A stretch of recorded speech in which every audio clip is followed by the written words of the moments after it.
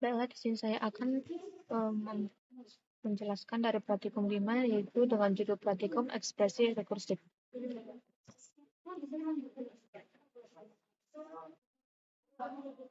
Pada studi kasus yang pertama, kita dapat melihat di sini faktorial adalah sebuah fungsi yang menerima satu argumen bertipe integer dan mengembalikan hasil bertipe integer.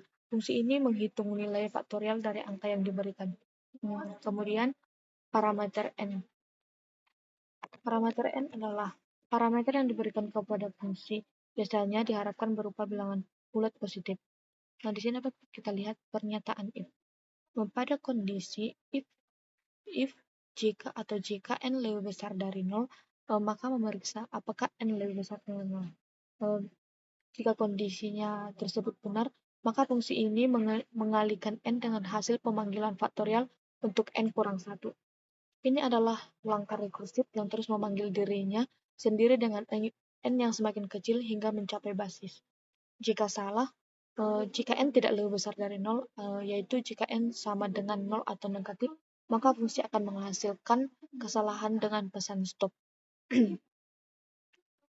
Kemudian fungsi main dengan tipe I/O atau input-output digunakan untuk mendefinisikan fungsi utama yang bekerja dengan efek samping I/O atau input atau output di Haskell. Tipe I/O menunjukkan bahwa fungsi tersebut bekerja dalam mono I/O dengan efek samping seperti membaca input, menulis output, atau berinteraksi dengan sistem operasi dimodelkan menggunakan tipe ini. Penulisan main sama dengan do. Do digunakan untuk membuat urutan aksi dalam monad I/O. Blok do digunakan untuk menyusun beberapa aksi I/O secara berurutan. Setiap aksi di dalam blok do akan dieksekusi satu persatu. Dalam Haskell, fungsi readLength adalah fungsi I/O yang membaca input dari pengguna dan menginterpretasikan input tersebut ke dalam tipe data tertentu. Operator ini digunakan dalam monad I/O untuk mengekstrak nilai dari aksi I/O seperti hasil dari readLength. Fungsi ini membaca satu baris input dari terminal, lalu mencoba mengubah input tersebut menjadi tipe data yang sesuai, tergantung pada konteks penggunanya. Tipe data yang dihasilkan merupakan instance dari kelas read. Tipe data yang bisa digunakan dengan readLength yaitu meliputi integer, float, double, char, dan lain-lain. Namun di sini kita menggunakan integer. Di sini kita akan merealisasikannya.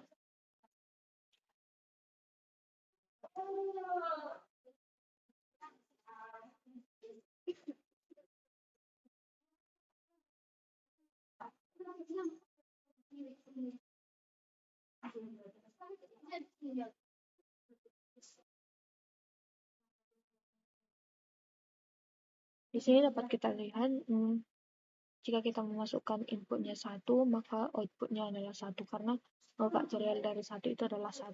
Misalnya kita buat dengan yang lain, dapat kita lihat jika kita memasukkan inputnya 5, maka outputnya adalah 120 karena faktorial dari 5 itu adalah 120. Kemudian pada studi kasus yang kedua, yaitu pangkat. Fungsi pangkat memiliki tipe yang mengambil dua argumen dan yang berupa integer dan mengembalikan hasil bertipe integer. Fungsi pangkat dengan argumen a dan eksponen 0 akan menghasilkan nilai 1. Fungsi pangkat dengan argumen a dan n menghitung a pangkat n jika n positif dengan cara mengalihkan a dengan hasil pangkat a untuk n kurang 1. Jika n tidak lebih besar dari 0, maka fungsi akan menghasilkan kesalahan dengan pesan stop. Fungsi utama dari program ini memiliki tipe I/O yang tidak mengembalikan fungsi utama dan didefinisikan sebagai mulai dari blok aksi. Variabel num1 diberi nilai dari fungsi readLength yang merupakan aksi I/O yang menghasilkan sebuah bilangan bulat atau integer. Variabel dari nom 2 juga diberi nilai dari fungsi readline dengan hasil yang sama, yaitu sebuah bilangan bulat atau integer. Nah, di sini didefinisikan variabel hasil yang diberikan dari nilai hasil pemanggilan fungsi pangkat dengan argumen nom1 dan nom2. Maka akan dicetak ke konsol string yang diberikan dari ke konsol string yang menunjukkan hasil dari fungsi pangkat dengan argumen nom1 dan nom2 serta hasilnya. Baiklah, di sini saya akan melanjutkan perealisasiannya.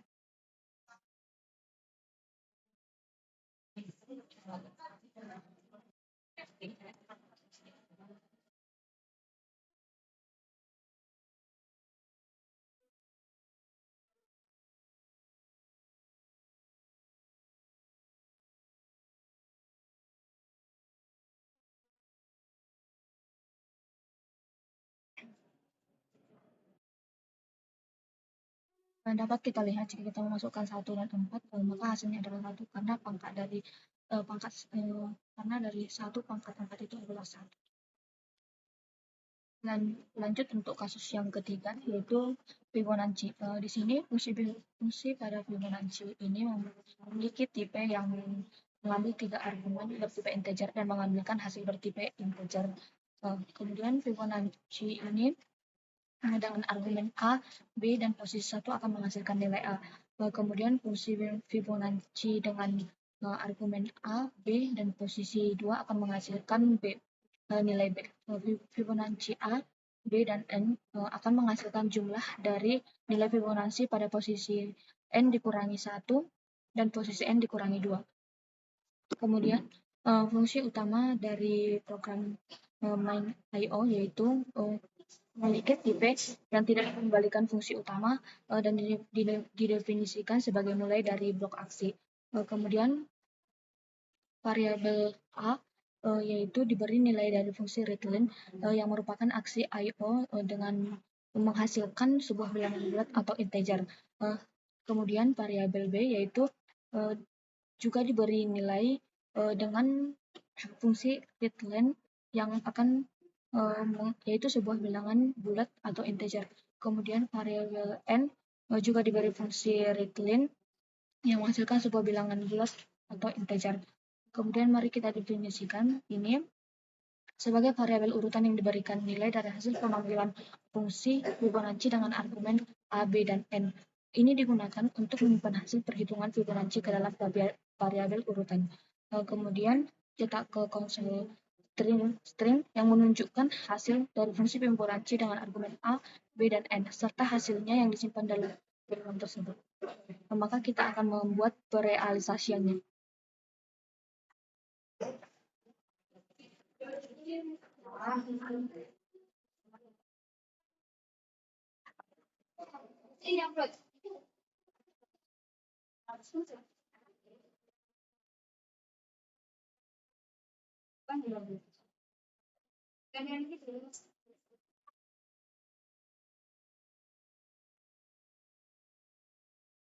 Maka dapat kita lihat jika kita masukkan 1, 4, dan 6, yaitu maka hasilnya adalah 20 titik. Nah, sekian dari penjelasan saya. Sekian dan terima kasih.